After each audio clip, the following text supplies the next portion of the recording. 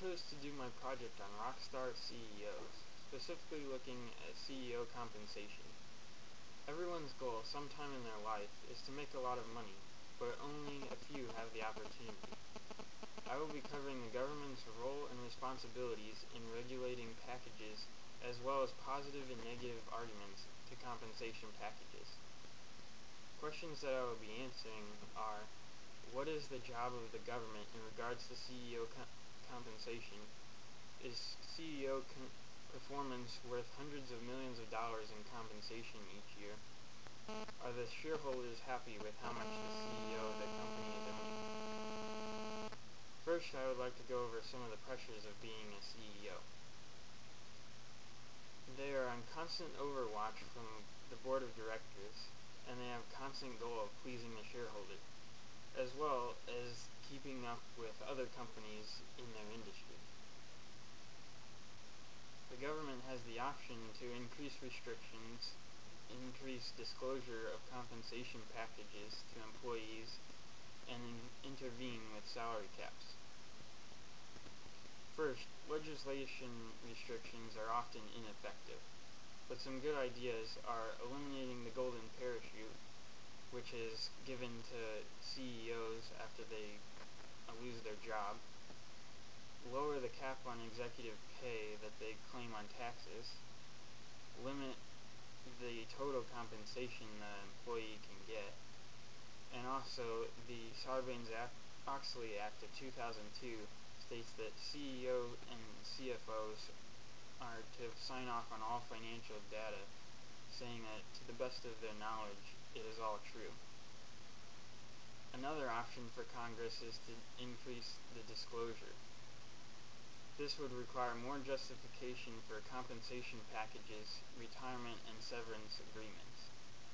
This is about wage clarity and not wage control.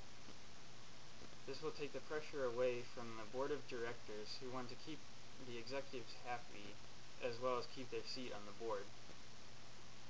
Congressional intervention has not usually worked and has often made things worse.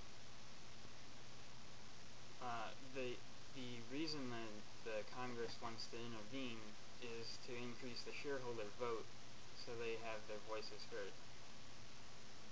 Arguments for CEO pay packages fall into two categories. Packages are either based on CEO performance or based on company size.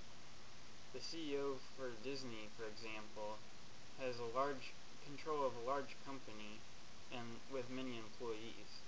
But wouldn't he have done the same job for $20 million instead of $200 million?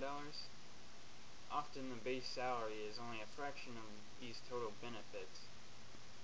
It is suggested that executives be paid based on performance of the company, and if the company does not do well, then the CEO should be fired.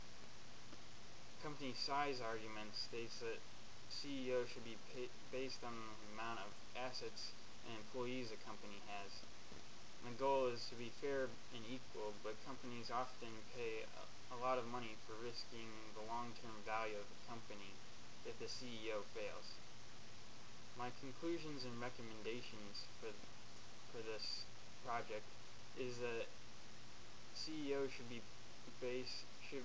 based on company size and shareholder benefits, as well as the success of the company.